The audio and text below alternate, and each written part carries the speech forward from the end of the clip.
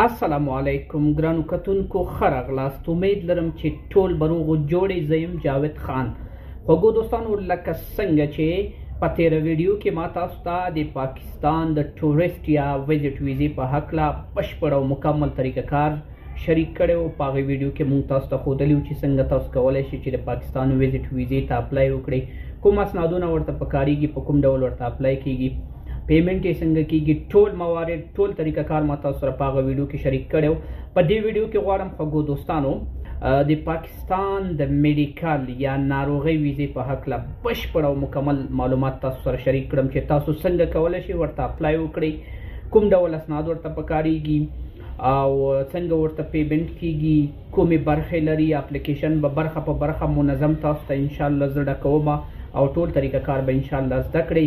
د همدې ویډیو نه وروسته انشاءالله تاسو په مطمئن ډول باندې کولی شئ چې د ناروغانو یا مریضانو لپاره د پاکستان په نادره سایټ کې آنلاین ویزې ته اپلای وکړئ او ویزه ورته راوغواړئ. خو مخکې له دې نه خوږو دوستانو چې د مکملې ویډیو په طرف لاړ شو، که چیرې تاسو زموږ دغه یوټیوب چینل ته نوي یاستئ، مهرباني وکړئ چینل ځان سره سبسکرایب کړئ. د ویډیو لپاره یو لایک هم ضروري دی، ویډیو ځان سره لایک کړئ. که ویډیو مو خوښه شوه د خپلو ملګرو سره به یې ضرور شریکوئ. زه ورځم د خپل کمپیوټر یا د لپټاپ پی سي سکرین ته او ټول طریقه کار تاسو سره شریکوم.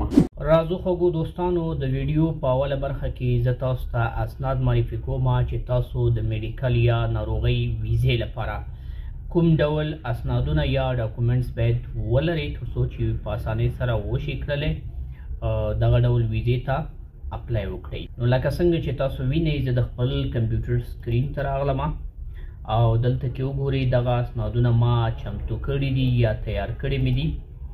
تاسو هم دغسې اسنادو ته اړتیا لرئ. اسناد به زه لږ یو یو تاسو سره معرفي کړم. تاسو سره په لومړي سر کې میډیکل ریپورټ پکار دی. میډیکل ویزې چې دي دا ځانګړي د ناروغانو لپاره دي او د هغه ناروغانو لپاره وي چې هغوی پاکستان هیواد ته د تداوی یا د دوا اخیستلو یا د خپل صحت د برابرولو لپاره ځي. نو په دې کې مهم سند چې دی تاسو سره میډیکل ریپورټ دی. تاسو باید میډیکل ریپورټ ولرئ. زه دا ریپورټ دغسې راخلاصوم او په دې کې به تاسو خپلې ټولې مهمې پرسکرپشن یا نسخې راجمع کړئ او تاسو کوشش وکړئ د 6 ډوله نه نیولې تر 12 ډولو پورې خپلې نسخې یا پرسکرپشن یا د ډاکټرانو چې هغه کوم ډاکومنټس وي هغه ځان سره را جوړ کړئ یا خپل ریپورټ را برابر کړئ. ستاسو ریپورټ باید پی ډي اف وي، ولې چې دې کې مختلف قسم اسناد راتلی شي.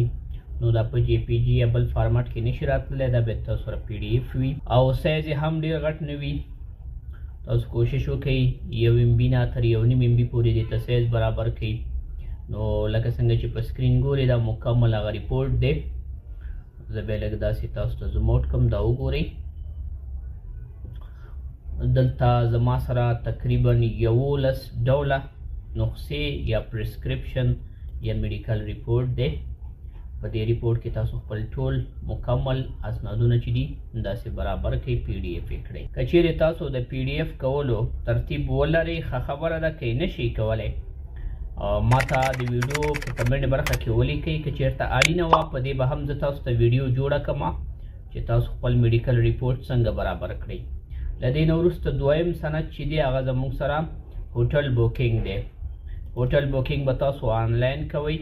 که د هوټل بوکینګ مزده نه وي پاس په آی برخه کې ما تاسو ته لینک درکړی، زموږ دغه ویډیو وګورئ، هغې نه به تاسو د هوټل بوکینګ هم زده کړئ. نو تاسو کولی شئ چې ریزرو یا فری هوټل بوکینګ واخلئ او کله چې ویزه هم راغله بیا کولی شئ چې هوټل ځان لپاره بوک کړئ. دا زموږ سره د هوټل بوکینګ یو نمونه ده. له دې نه وروسته بیا عادي اسنادونه دي. تاسو سره باید پاسپورټ وي، پاک سوتره منظم تاسو سکین کړی وي، البته په سکینر باندې سکین کړئ، په موبایل باندې عکس مه اخلئ. بیا تاسو سره الکترونیک یا برېښنایي تذکیره ده، هغه هم تاسو منظمه جوړه کړئ، دغسې سره یو ځای کړئ. د پاسپورټ او تذکیرې فارمټ که چېرته جی پی جي وي هم پروا نه کوي.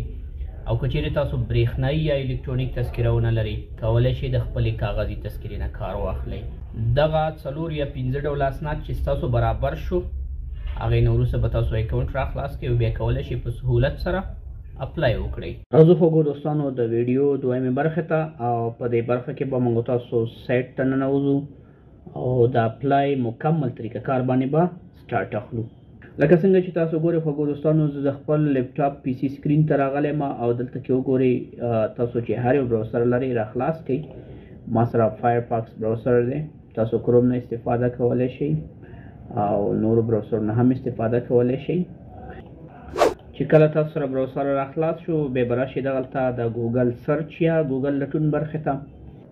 تاسو به خوږو دوستانو دغه لیکل وکړئ: visa.nadra.gov.pk او بیا سلش. له دې نه وروسته به تاسو انټر پریس کړئ او لږ انتظار به وکړئ تر څو چې تاسو سایټ را خلاص شي. لکه څنګه چې تاسو وینئ زموږ سره سایټ را خلاص شو. په دې اوله برخه کې دا ټینشن راځي، دا به کنټینیو کړئ داسې، او بیا به هم ډېر اسانه لاړ شي. دغه برخه کې دا اپلای نو چې ده، اپلای نو باندې به کلیک واخلئ، لږ انتظار به وکړئ. کله چې خوږو دوستانو تاسو په اپلای باندې کلیک واخلئ، دلته وګورئ اپلای آنلاین برخه راځي، لاندې دوه بټن دي تاسو سره. که چیرې تاسو خوږو دوستانو دلته اکاونټ ولرئ، لاګین باندې به کلیک واخلئ. که اکاونټ نه لرئ، نیو اکاونټ باندې به کلیک واخلئ. که ستاسو د نوي اکاونټ جوړولو طریقه د نوي له دې نه مخکې کومه ویډیو چې مونږ کړې ده، بره آی برخه کې زه تاسو ته لینک هم در کوم، هغه ویډیو وګورئ. هغه کې مکمل طریقه کار شته چې تاسو به اکاونټ څنګه جوړوئ. زه راځم په لوګین باندې کلیک اخلم دې برخه کې، او لکه څنګه چې تاسو وینئ خوږو دوستانو زموږ سره دغه یوزر پیج یا د لاګین برخه راغله. نو دلته به زه راشم ایمیل برخه کې به کلیک واخلم، او دې ځای کې ما سره مختلف قسمه ایمیلونه شته دی. زه به دې کې یو ایمیل را خلاص کړم، او لاندې پاسورډ اتوماتیک ما ته راخلي ځکه چې هغه مونږه سیو کړی دی تیار. نو پاسورډ چې دی هغه اتوماتیک اټوفیل کېږي. بیا لاندې زموږ نه کیپچه غواړي، دا کیپچه به زه لږ داسې چینج کړم تر څو چې مونږ سره داسې لږ زره سمپل کیپچه راشي. کله چې کیپچه راغله تاسو به داسې ولیکئ، بیا به لاندې راشي او لاګین باندې به کلیک واخلئ. زه په لاګین کلیک اخلم، لږ انتظار ورته کوم. د لږ انتظار نه وروسته دلته وګورئ خوږو دوستانو زموږ سره دغه ټرمز اینډ کنډیشنز برخه راغله. نو دې کې به داسې لاندې تاسو راشئ او په دې برخه کې اکسپټ اینډ کنټینیو په دې باندې به داسې کلیک واخلئ، لږ انتظار به وکړئ. لکه څنګه چې تاسو ګورئ خوږو دوستانو، په دې برخه کې مونږ اوس کولی شو چې اپلای وکړو. نو دلته وګورئ په دې اکاونټ کې مونږ کوم اپلای نه ده کړې، بیخي بالکل فرش اکاونټ دی. ناٹ سبمیټډ هم 0 دی، او همداسې ان پروسس او ریجیکټډ، ګرانټډ، کینسل، ریویو دا مکمل 0 دی. په دې اکاونټ کې تر اوسه اپلای نه ده شوی. نو مونږ راځو خوږو دوستانو دلته به میډیکل ویزې ته اپلای کوو. د اپلای کولو لپاره تاسو به ډېر اسانه دغلته راشئ، نیو اپلیکیشن. دا برخه به لږ زه تاسو داسې زوم کړم. دا وګورئ خوږو دوستانو، نیو اپلیکیشن. په دې به تاسو داسې لږ کلیک واخلئ، انتظار به وکړئ، بیا به راشئ دغه لاندې برخې ته، نیو اپلیکیشن برخې ته. او په دې ځای کې وګورئ دلته دوه اپشنې دي، یو پی کې ویزا ده، پی ای کې ویزا، او بل ایگزیټ پرمټ دی. نو تاسو خو نوې ویزې ته اپلای کوئ، پی ای کې ویزې باندې به داسې کلیک واخلئ، لاندې به تاسو سره نوې اپشنې راشي. نو دې ځای کې وګورئ زموږ سره نیشنالټي راځي. نیشنالټي کې تاسو چې د هر هیواد پاسپورټ ولرئ هماغه به انتخاب کړئ. د مثال په ډول باندې زه دلته راځم، کلیک اخلم، افغانستان ورته انتخابوم. له دې نه تاسو نور هیوادونه هم داسې انتخابولی شئ. بیا له دې نه وروسته لاندې تاسو یو دوه اپشنې درکړي دي، یس نو. د دې مطلب دا دی که چیرې تاسو مخکې کومې ویزې ته اپلای کړې وي، هغه ریجیکټ شوي وي یا راغلي وي، غواړئ چې هماغه مشخصات بیرته سیسټم ته راواخلئ، بیا به یاس باندې کلیک واخلئ. نو زه راځم دلته یو ځل په یاس باندې کلیک اخلم، تاسو لږ پوه شئ. نو دلته وګورئ که چیرې تاسو مخکې کومې ویزې ته اپلای کړې وي، نو تاسو غواړئ چې مکمل معلومات له سر نه ونه رسوئ، هماغه معلومات راواخلئ. نو د همغې ویزې دې برخه کې ریفرنس نمبر به تاسو راواخلئ چې په 88 یا په 888 او 00 باندې شروع کیږي. او دې برخه کې به تاسو خپل د پاسپورټ نمبر ورکړئ، بیا به راشئ سټارټ اپلیکیشن باندې به کلیک واخلئ. د همغې مخکینۍ ویزې مکمل معلومات به تاسو ته راواخلي. خو که چیرې ستاسو پاسپورټ فرش دی، مخکې د پاکستان ویزې ته اپلای نه ده کړې، نو را به شي تاسو په نو باندې به کلیک واخلئ. زموږ ټارګټ هم اوس نو دی، بیا به دغې بټنې باندې تاسو کلیک واخلئ. وګورئ سټارټ اپلیکیشن، په دې به زه داسې کلیک واخلم، لږ انتظار به وکړو تر څو چې موږ تاسو ته سایټ فارم را لوډ کړي یا راواخلي. نو څنګه چې تاسو ګورئ خوږو دوستانو موږ سره د پاکستان د آنلاین ویزې د اپلیکیشن برخه راغله. په دغه اپلیکیشن کې دغه یو څو برخې دي، دا به تاسو مکمل ډکوئ. لکه زموږ سره اپلیکیشن انفو ده او پرسونل انفو ده، فیملی انفو ده، فاینانس امپلایمنٹ ده، ټراول هیستوري ده، ویزیټ انفو ده، ډاکومنټس دی، ریویو ده او پیمنٹ. نو دغه 9 برخې به تاسو ډکې کړئ او بیا به ستاسو د ویزې مکمل اپلای شوي وي.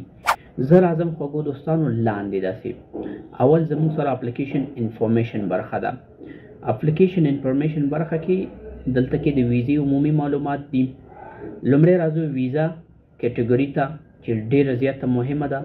په دې برخه کې به زه راشم او دلته وګورئ مختلف قسمه کټګوري شته دی یا مختلف ډول ویزې شته. زه به راشم په دې برخه کې میډیکل به ورته انتخاب کړم. دا یو تاسو ته لږ داسې زوم کوم، دلته وګورئ میډیکل. په دې میډیکل باندې زه داسې کلیک اخلم. میډیکل زما سره انتخاب یا سلیکټ شو. بیا داسې راځم ویزا سب کټګوري، همدغسې چې زه ډکوم په همدې ترتیب تاسو هم لاړ شئ. دلته کې لانګ ټرم ایکسټنشن دی او شارټ ټرم دی. تاسو به شارټ ټرم انتخاب کړئ. له دې نه وروسته اپلیکیشن ټایپ دی، دې کې به تاسو راشئ انټري به ورته انتخاب کړئ، ایکسټنشن به ورته نه انتخابوئ. که چیرې تاسو مخکې ویزا لرئ او غواړئ چې هغه ویزا تمدید کړئ بیا به ورته ایکسټنشن انتخابوئ. له دې نه وروسته خوږو دوستانو تاسو سره ویزا ټایپ دی. ویزا ټایپ ته به راشئ، دلته به سنګل انټري انتخاب کړئ. سنګل انټري انتخاب کړئ تاسو ته ملټیپل انټري راځي. که چیرې تاسو ملټیپل انټري همدې ځای نه انتخاب کړئ بیا ستاسو اپلیکیشن تاسو سره مخکې نه ځي. له دې نه وروسته زموږ سره ویزټ پرپز دی.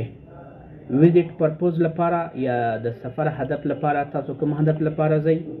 نو معلومه خبره ده میډیکل ویزا چې وي هغه ټریټمنټ یا تداوی لپاره وي. نو تاسو ورته دلته ټریټمنټ ولیکئ. نور هر څه چې ستاسو ذهن کې راځي دلته لیکلی شئ، خو موضوع باید صحت وي. له دغې نه وروسته بیا الاو ته راشئ او په دې ځای کې ورته 2 انتخاب کړئ. الاو ویزا ډیوریشن 2 months. خوږو دوستانو دلته کې کله چې تاسو دغه ټریټمنټ ولیکو او الاو ویزا ډیوریشن هم ولیکو بیا لاندې راځئ. څه اضافي معلومات دي دا هم د اپلیکیشن سمري برخې مربوط دي. دلته کې اول تاسو کانټري افغانستان ورته انتخابوئ او میشن چې ډېر زیات مهم دی. لکه تاسو دغه میډیکل ویزې لپاره انټرویو لپاره افغانستان کې کوم یو ولایت ته ځئ یا د کوم ولایت یې، که کابل مربوط یاستئ کابل انتخاب کړئ، که هرات وي، که مزار شریف وي، که جلال آباد وي، که کندهار وي. فار ایگزامپل زه ورته کابل انتخابوم. میشن آفیس ریکوایر دا حتمي دی. ویزا تاسو ته کیدای شي آنلاین هم راشي او کیدای شي تاسو انټرویو ته وغواړئ، ځکه میډیکل ویزو کې انټرویو ته هم بعضې وخت کې کسان غواړي او که مستقیما آنلاین راغله نو بیا به تاسو ته سهولت وي. انټري پورټ، اوس په دغه ویزا باندې تاسو کوم ډول ځئ؟ هوایي ځئ یا فرض مثال په ځمکه زمیني ځئ او د کوم یو پورټ نه ځئ یا د کوم ځای نه تاسو داخلیږئ؟ نو کله چې تاسو دلته کې راشئ انټري پورټ باندې کلیک واخلئ، دا پورټونه دلته ټول شته دی. نو دې کې تاسو انتخابولی شئ. زه د مثال په ډول زه غواړم د ویزا زمیني راشي او زمیني تګ وشي. نو دلته کې زه ورته تورخم انتخابوم. تورخم لینډ راوټ دا مې ورته انتخاب کړئ. ډیپارچر ورته هم همدغه ځای انتخابوم. انټري مطلب تلل او ډیپارچر بیرته واپس راتلل. دا مې دواړه ورته تورخم انتخاب کړو. له دغې نه وروسته خوږو دوستانو زموږ سره ارایول ډیټ دی، په کوم تاریخ باندې به تاسو ځئ؟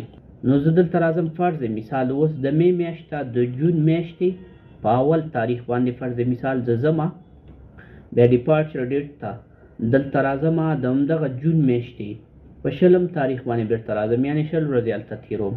نو تاسو چې هر څومره ټایم دلته تېروئ هغه به تاسو ورته محاسبه کړئ. بیا به لاندې راشئ او په دې برخه کې وګورئ تاسو نه دغه معلومات غواړي چې دا ډېر زیات مهم دي. نو دا خوږو دوستانو هم د اپلیکیشن انفارمیشن برخه کې راځي. اول زموږ سره پاسپورت نمبر دی. زه به خوږو دوستانو اگزامپل په ډول باندې یو پاسپورت نمبر ورته واچوم. د افغانستان پاسپورت په پی باندې شروع کیږي، په پی 0 باندې او داسې یو څو عدد وي. نو دا ما ورته ولیکم.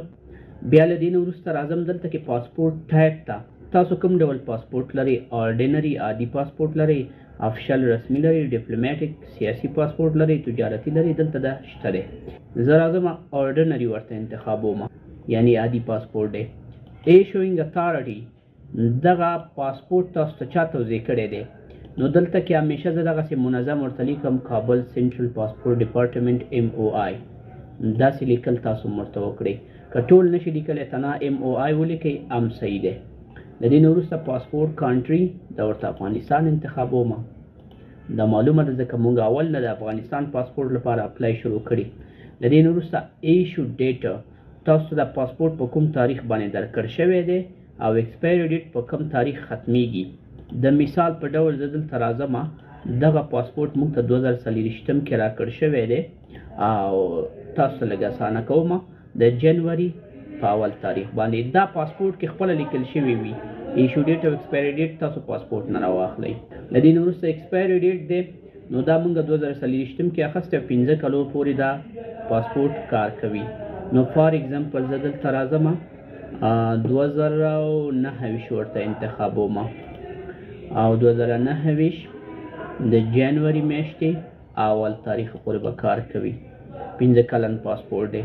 نو دغه ایشو ډیټ او ایکسپایري ډیټ ډېر اسانه دی خپل پاسپورټ نه راواخلئ. له دغې نه وروسته لاندې موږ سره یو آپشن راځي یس نو په نوم باندې. Do you have any other passport or travel documents؟ آیا تاسو د کوم بل هیواد پاسپورټ یا د همدغه خپل هیواد کوم بل ټراول ډاکومنټ لرئ؟ که چیرته ولرئ دا آپشن به یاس کړئ او لاندې چې کوم معلومات تاسو نه غواړي هغه به ورته ورسوئ. معلوماتو کې څه دي؟ پاسپورټ نمبر دی، ایشوینګ کانټري، ایشو ډیټ، ایشوینګ اتارټي. مطلب دا دی تاسو د افغانستان پاسپورټ هم لرئ او د کوم بل هیواد پاسپورټ هم لرئ. نو که د بل هیواد پاسپورټ لرئ دلته یې واچوئ. تاسو سره د ویزې په راتلو کې پوره کومک کوي.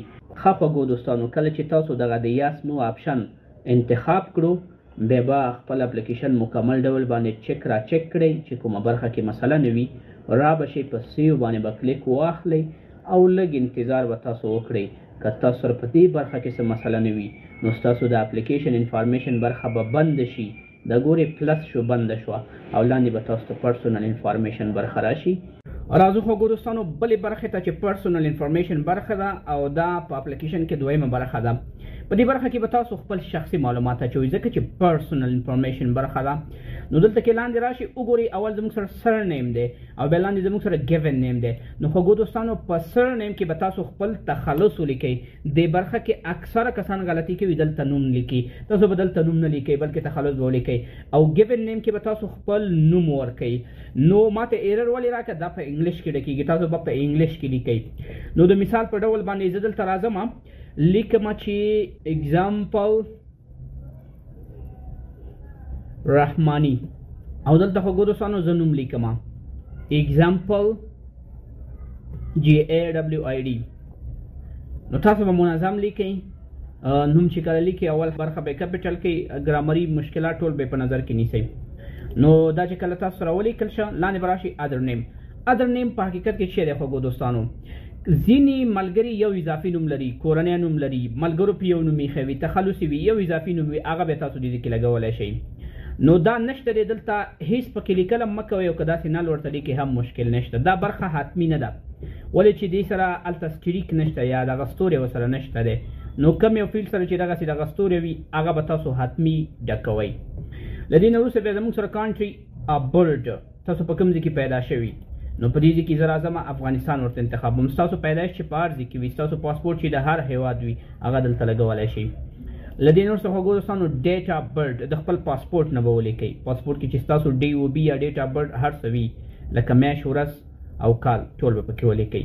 زه راځم خوږو دوستانو د مثال په ډول دلته کال کې ورته انتخابوم 1993 1993 او میاشت د مثال په ډول 15مه میاشت ده می میاشت او تاریخ 15 تاریخ دی.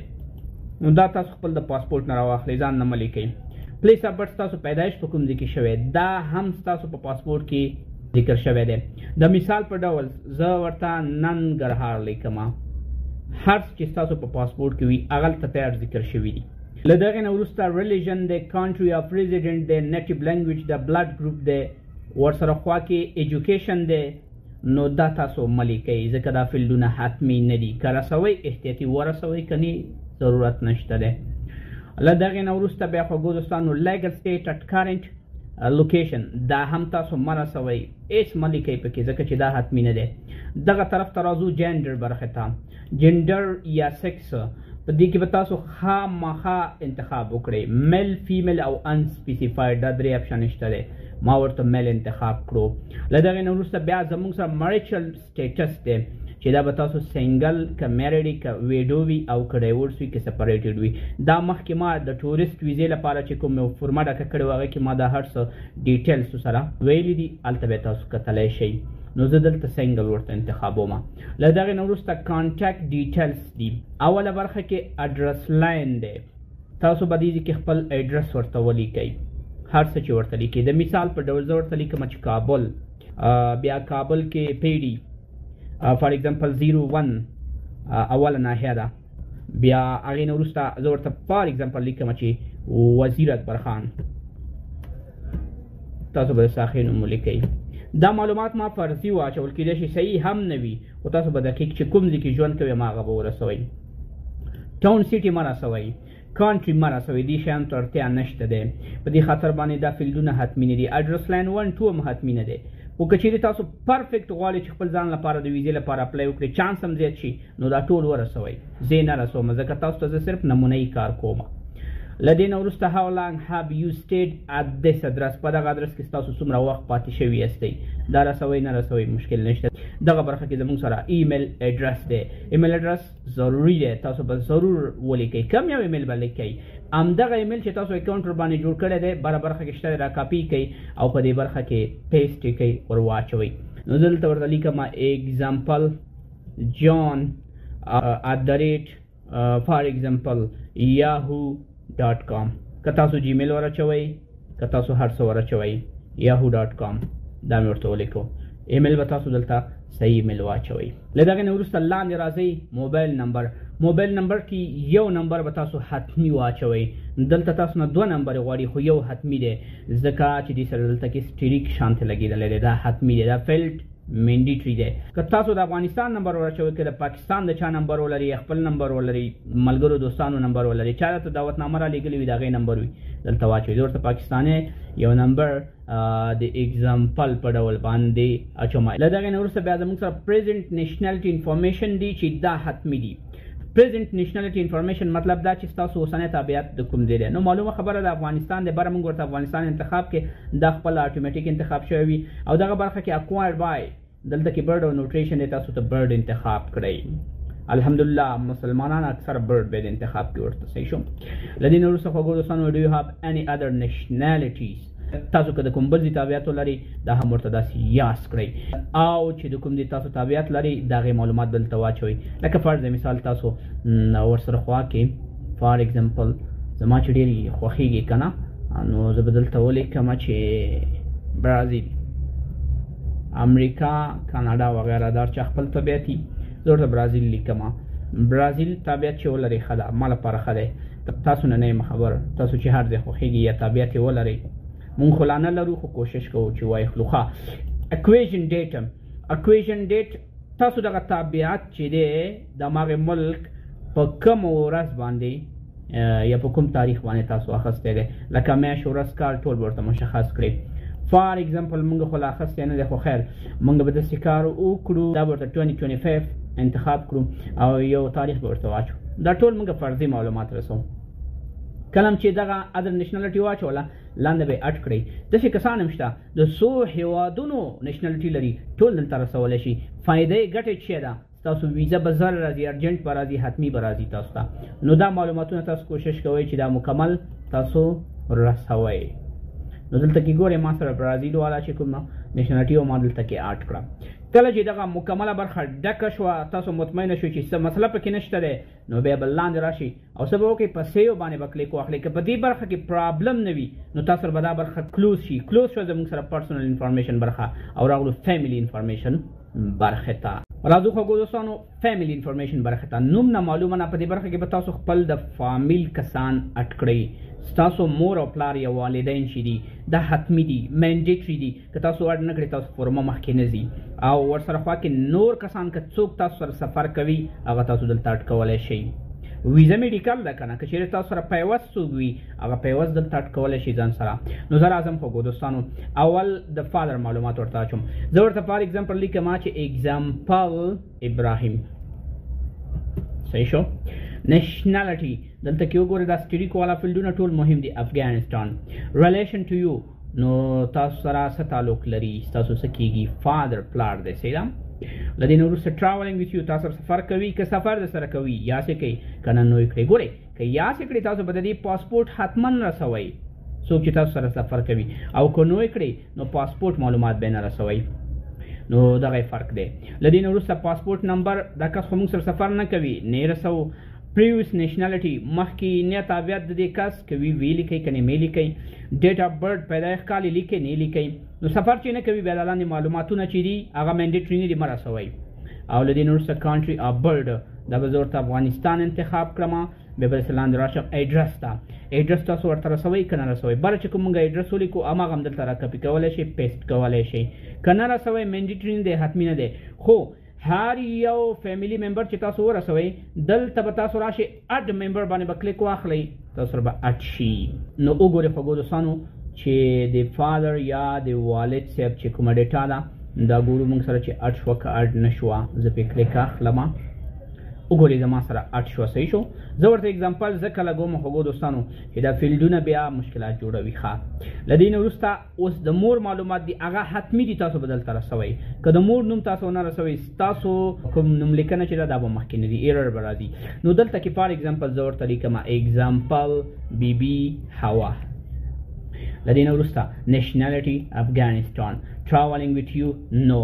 بس دې برخه کې یو کانټري یا بل دا حتمي دی. ګوره دې سره سټډي کې هم نه دی لګولی خو دا فیلډ که چیرې تاسو دلته انتخاب نه کړئ سلیکټ نه کړئ اډ ممبر برخه کې تاسو ستونزه راځي. زه به راځم اډ ممبر باندې به کلیک اخلم. دا برخه به هم زموږ سره اډ کېږي او فیملی برخه دلته زموږ سره ختمه شوه. که چیرې تاسو پیوست لرئ ځان سره دلته به نوم ورسوئ بیا به د هغې پاسپورټ نمبر هم رسوئ ټوله ډیټا به رسوئ ځکه هغه تاسو سره پیوست دی. نو پیوست ته خو به بیا تاسو د ویزې اپلای هم کوئ نو بیا تاسو ته د پیوست کومک کیږي او پیوست تاسو ته کومک کیږي. مطلب دواړه کسان به ضروري دي یو مریض یو پیوست. دلته کې خوږو دوستانو نوم مو چې ولیکو نیشنالټي م چې ولیکله بیا ریلیشن ټو یو دا م ولیکو. نو دلته کې ګوره زه ورته مادر انتخابوم. صحیح ده. ټراولینګ ویث یو مونږ سره سفر کوي نه کوي. نور دا نور فیلډونه مهم نه دي. دغه برخه کې به راشئ کانټري اف برث دا ورته حتما ورسوئ. اډرس ورته لیکئ نه لیکئ ضرور نه دی. اډ ممبر باندې به کلیک واخلئ. ستاسو د مور بیبي چې کوم معلومات دي هغه به هم دلته کې اډ شي. نو لکه څنګه چې تاسو وینئ خوږو دوستانو د مور او د پلار مشخصات مونږه ورسول. لږ متغیرات پکې راوستل. دلته هم ایگزامپل آدم کې د پلار په ځای او دلته کې ایگزامپل بیبي هوا. نو دا معلومات چې تاسو ټول ورسو دا برخه تاسو سره کمپلیټ شوه. پیوست که لرئ په یاد ولرئ پیوست به ځان سره ورسوئ. هغې نه وروسته به سیو باندې کلیک واخلئ. دا برخه به انشاءالله تاسو سره کمپلیټ شي. نو دا برخه هم زموږ سره کمپلیټ. راځو خوږو دوستانو د فیملی انفارمیشن برخې نه وروسته زموږ سره فاینانس اینڈ امپلایمنټ دی. فاینانس مالی برخه، امپلایمنټ وظیفه یا د کار تاسو څه کار کوئ او څه وظیفه لرئ. او بل کله چې مثال تاسو دغه ویزې ته اپلای کوئ تاسو فاینانس یا د مالی برخې تمویل به څوک کوي، مصارف به هم څوک کوي. نو راځو دې برخه باندې کلیک اخلو. دلته کې وګورئ اول زموږ سره پرسونل سرکمسټانسز دي. مطلب تاسو فی الحال څه کار کوئ، وظیفه لرئ، آزاد کاروبار کوئ، تجارت کوئ، څه کوئ، دا ټول دلته شته دی. امپلای چیرته وظیفه لرئ، ان امپلای وظیفه نه لرئ، صرف امپلای خپل شخصي کاروبار کوي. ریټایر متقاعد تقاعد ته مخص دی. سټوډنټ شاګرد دی، محصل دواړو لپاره انتخابیږي. سپورټډ بای فیملی ممبر تاسو سره ستاسو د کورنۍ غړي کومک کوي، مطلب هغوی ستاسو سره مالی حمایت کوي. ادر او نور زه ورته د مثال په ډول سیلف امپلای انتخابوم. بیا لاندې ګورئ بینک اکاونټ انفارمیشن. دا په پاکستان کې د بینک اکاونټ معلومات دي. که چیرې تاسو پاکستان کې بینک اکاونټ ولرئ دې برخه کې به دا ټیک مارک کړئ او لاندې به ډیټیلز واچوئ. لکه بینک نیم د بانک نوم به ور واچوئ، برانچ نیم د برانچ نوم به ور واچوئ، بینک ایډرس د بینک ایډرس به ور واچوئ، اکاونټ ټایټل د اکاونټ عنوان به ور واچوئ، کوم ډول اکاونټ دی، سیوینګ اکاونټ دی بل ډول اکاونټ دی دلته تاسو هغه ورچولی شئ. اکاونټ نمبر به ور واچوئ، وریفایر نیم به ور واچوئ. که چېرته پاکستان کې بینک اکاونټ ولرئ، که وی نه لرئ د ټیک مارک به ختم کړئ او دا برخه به کلیر شي. دې کې اضافه څه نشته، سیو به یې کړئ. بس دا برخه تاسو سره ډن شوه. راځو خوږو دوستانو زموږ سره د فاینانس ان امپلایمنټ نه وروسته ټراول هیسټري برخه ده. په ټراول هیسټري باندې زه داسې یو کلیک اخلم، لاندې راځم. ټراول هیسټري کې ټولې 4 برخې دي، دا به تاسو ډکوئ او یا که چېرته مثال تاسو ورته په شرایطو برابر نه یې ډکوئ، مشکل نشته. اول زموږ سره ټراول هیسټري پاس 3 ایئرز.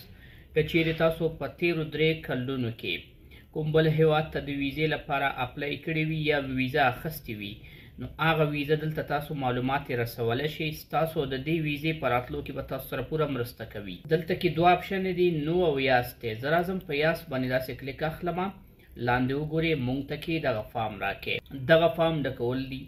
اول زموږ سره کانټري، تاسو کوم هیواد ته مطلب ویزا اخیستې وه. پرپوز ویزټ، د کوم هدف لپاره ویزا اخیستې وه. ډیسټینیشن، بیا په هغه هیواد کې کوم ځای ته تللي وئ. فرض مثال زه دلته راځم، زه ورته یونایټډ عرب امارات انتخابوم، یعنې دوبۍ. پرپوز فار ایگزامپل زه ورته لیکم چې ټوریزم لپاره موږ ویزا اخیستې وه. ډیسټینیشن دوبۍ کې کوم ځای ته، نو فرض مثال زه ورته لیکم چې دوبۍ سیټي. او بیا له دې نه وروسته ډیوریشن ډیز، د څو ورځو ویزا وه. فرض مثال د 90 ورځو یا 3 میاشتو، دلته په ورځو باندې محاسبه کیږي. له دې نه وروسته ډیټ اف ویزټ، په کوم تاریخ تاسو تللی وئ. نو که چیرې تاسو ته معلوم وي تاسو دقیق ولیکئ، که نه کال یې دقیق ولیکئ. نو دا 2024 د 5مې میاشتې اول تاریخ باندې. دغه معلومات هم چې ټول ولیکه او را به شي اډ ټراول باندې به کلیک واخلئ، دا برخه به تاسو سره مکمله شي. له دې نه وروسته دویمه پوښتنه په همدې برخه کې ویزا ریفیوزل هیسټري. که چیرې تاسو د هر یو هیواد ویزې ته اپلای کړي وي او هغه رد شوي وي، کینسل شوي وي، ریجیکټ شوي وي یا ریفیوز شوي وي، دې نه تاسو کولی شئ چې ورته انتخاب کړئ.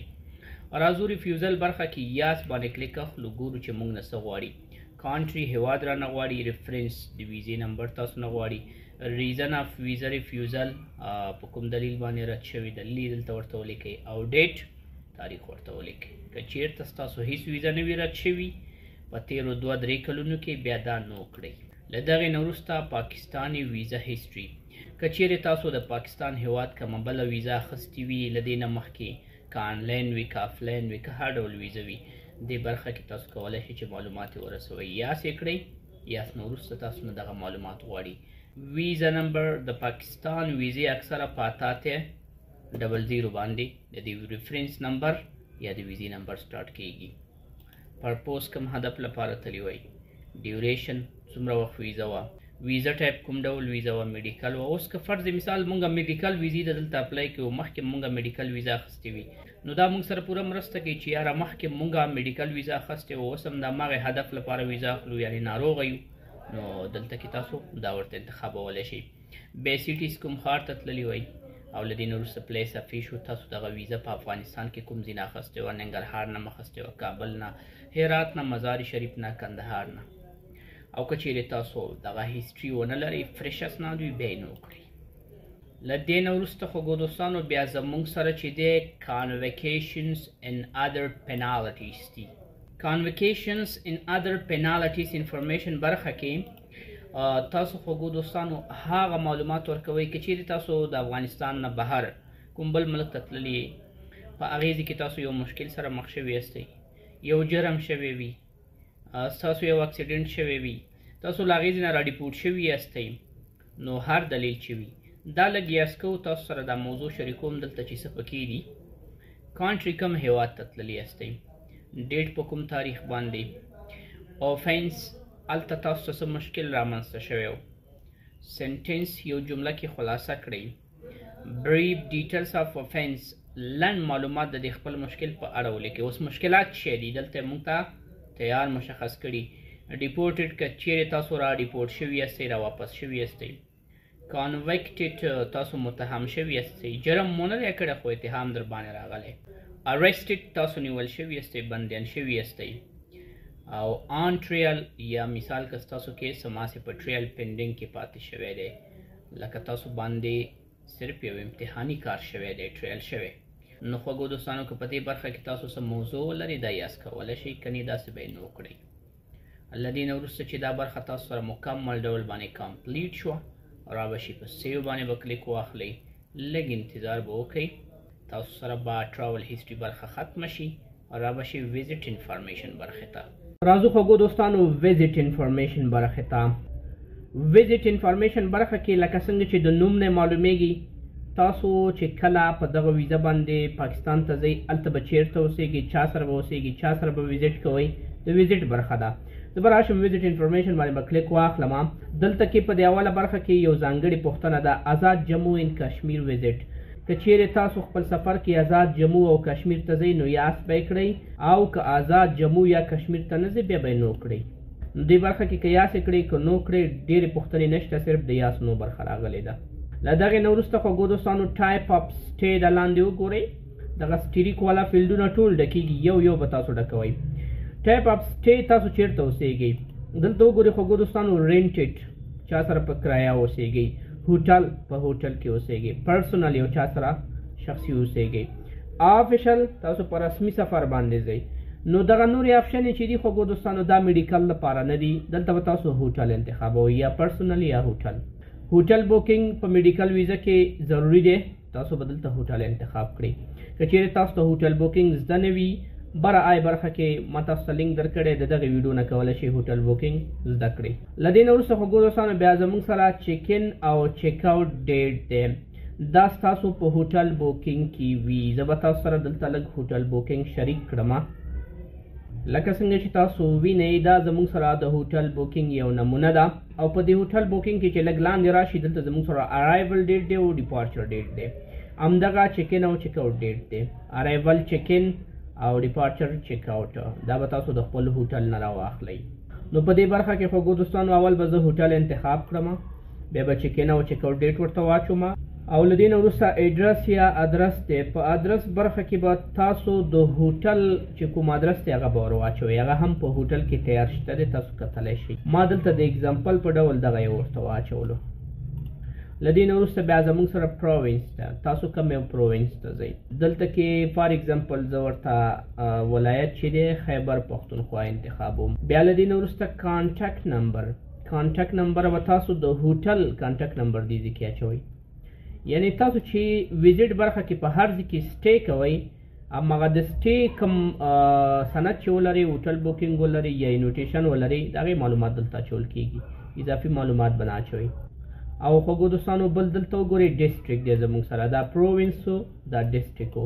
په ډسټریکټ کې ما ورته پېښور انتخاب کړو.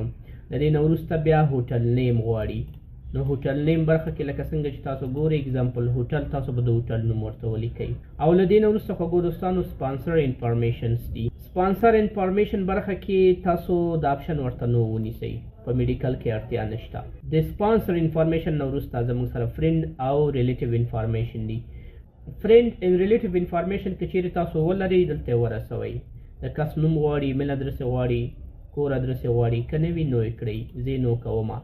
ایریا اف سټې کوم ځای کې تاسو اوسیږئ دا معلومات هم موږ بره رسولي، دا هم تاسو نو کړئ. نو ایریا اف سټې ته هم ضرورت نشته دی. دغه برخه چې مکمله کلیر شو بیا به راشئ په سیو باندې به کلیک واخلئ، دا برخه به تاسو سره کلیر شي. لکه څنګه چې تاسو وینئ ویزټ برخه زموږ سره کلیر شوه، ډاکومنټ او فوټوګراف برخه راغله. راځو خوږو دوستانو یوې بلې برخې ته، ډاکومنټس اینډ فوټوګراف. په دې برخه کې به تاسو خپل مهم اسنادونه یا فوټوګراف اپلوډوئ. دا چې په دې کې تاسو باید کوم اسناد جګ کړئ یا اپلوډ یې کړئ لاندې تاسو سره شریکوم.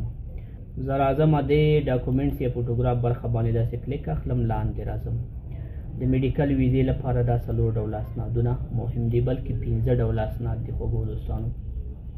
دا 4 خو حتمي دي، مینډیټري دي. یو سند بل دی چې هغه به هم تاسو پورته کوئ. اول زموږ سره هوټل بوکینګ دی، را به شي دغه ډراپ ډاون لیست ته په دې به کلیک واخلئ، هوټل بوکینګ ډیټیلز به ورته انتخاب کړئ. بیا به لاړ شي په چوز باندې به کلیک واخلئ او خپل د هوټل بوکینګ به ورته راپلوډ کړئ.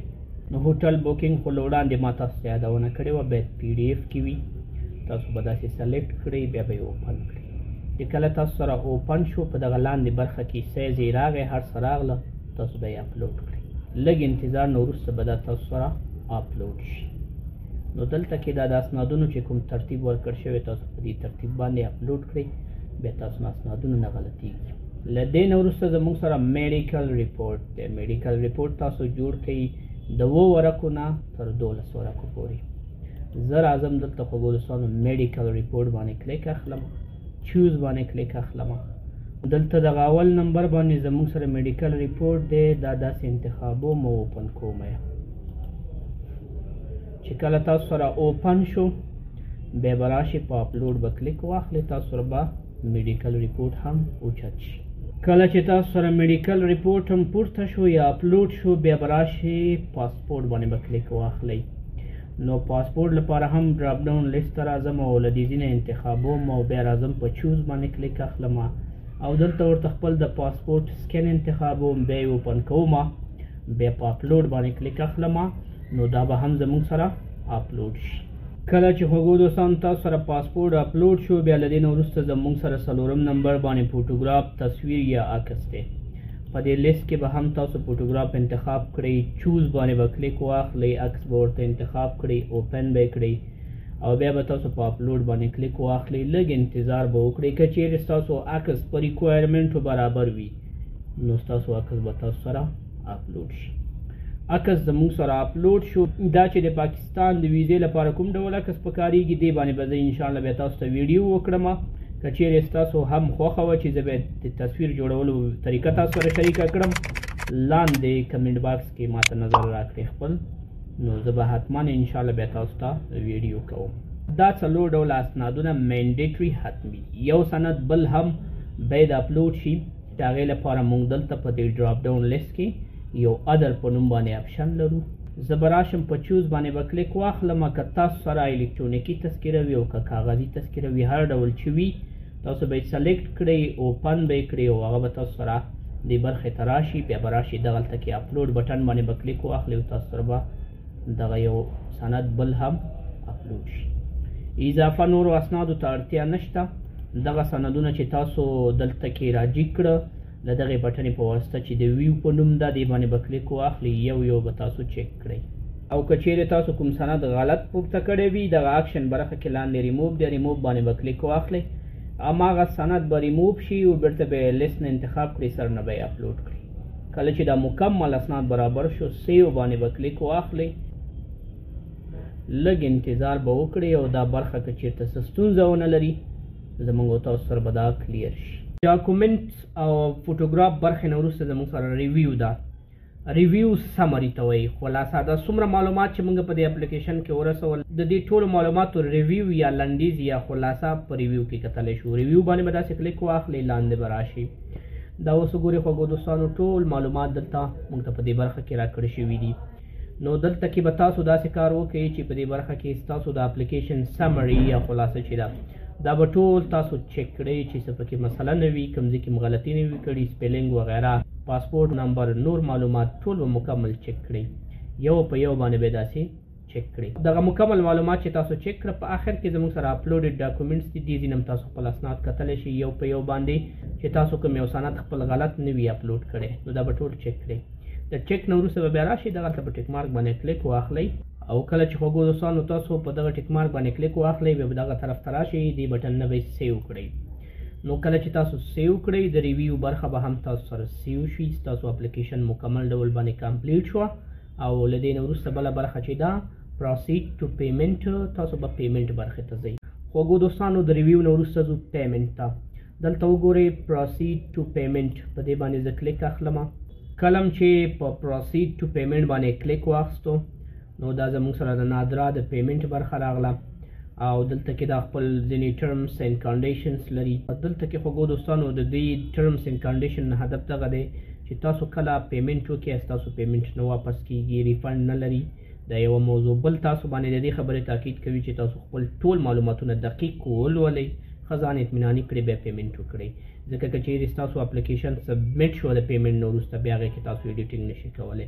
اوس یې پکې کولی شو ایډیټینګ خو که چیرې مونږ پیمنټ یې وکړې او سبمیټ شو بیا نور پکې ایډیټینګ نه کېږي نو خوږو دوستانو فار ایگزامپل زه غواړم چې د اپلیکیشن سبمیټ کړم را به شم دغه برخه کې یو بل ټیک مارک دی I have read and accept the payment terms and condition دې باندې به داسې کلیک واخلئ بیا به راشئ accept and continue باندې به کلیک واخلئ د accept and continue نه وروسته billing info راځي billing info برخه کې تاسو چې دغه ویزا د چا په نوم باندې جمع کړي وي د هغې معلومات هم ورکولی شئ خپله هم ورکوئ ښه ده چې د هغې معلومات ورکوئ فار ایگزامپل زه دلته راځم کس نوم لیکم چې ایگزامپل خان فار ایگزامپل خان ایگزامپل داسې یو څه ورته زه لیکم حقیقي نومونه زه دلته نه لیکم په فرست نیم کې به تاسو خپل نوم ولیکئ لاست نیم کې به تخلص ولیکئ یعنی دا برخه نسبت د اپلیکیشن برخې سره فرق لري کله چې تاسو هلته اپلیکیشن ډکوئ اول تاسو نه سر نیم غواړي تخلص غواړي بیا د نه نوم غواړي خو دلته اول تاسو نه نوم غواړي بیا د نه تخلص غواړي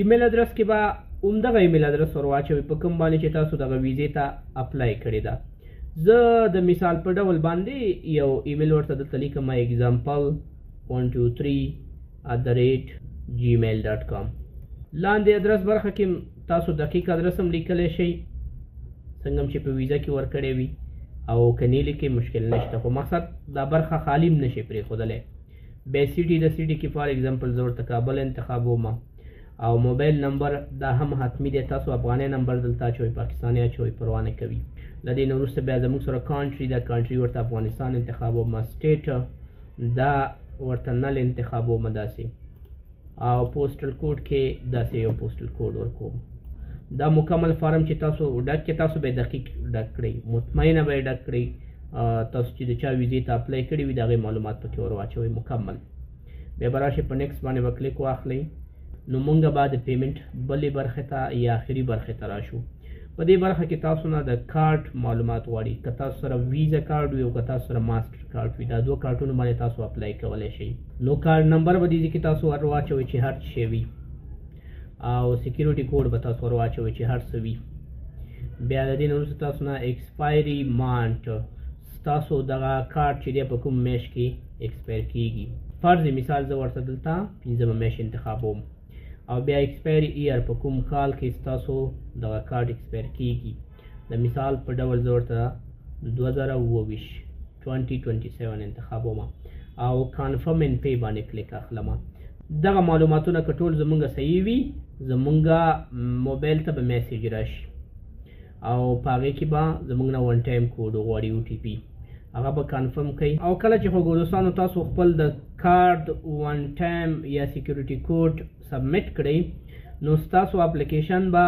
لکه دلته چې ګورئ په دې برخه کې د ناټ سبمیټډ نه ان پروسس ته لاړ شي دا یو بل اکاونټ دی او زه تاسو ته همداسې مثال در کوم نو ما په دې خاطر را خلاص کړو نو دلته وګورئ خوږو دوستانو په ناټ سبمیټډ کې زموږ سره 3 اپلیکیشنې دي چې د دې موږ پیمنټ لا نه دی کړی او یو اپلیکیشن چې هغه سبمیټ شوی دی هغه وګورئ پروسس ته تللی دی نو دغسې به ستاسو اپلیکیشن د ناټ سبمیټډ نه ان پروسس ته لاړ شي او تاسو ته به ستاسو ایمیل ته یو سبمیشن ایمیل هم راشي نو دې سره به تاسو مطمئنه شئ چې ستاسو ویزا جمع شوه امید لرم خوږو دوستانو چې تاسو به د پاکستان د میډیکل ویزو د اپلای مکمل طریقه کار زده کړی وي ویډیو نه به هم څه زده کړي وي ویډیو مو حتما خوښه شوې ده انشاءالله خپلو ملګرو سره به یې شریکه کړئ که چینل ته نوي راغلی یاستئ چینل ځان سره سبسکرایب کړئ او د ویډیو لپاره یو لایک ضروري دی خامخا یو لایک ورکړئ تر څو چې موږ تاسو ته دغسې نورې ګټورې او معلوماتي ویډیوګانې جوړې کړو موږ په خپلو دعاګانو کې یاد ساتئ ښه وخت الله پامان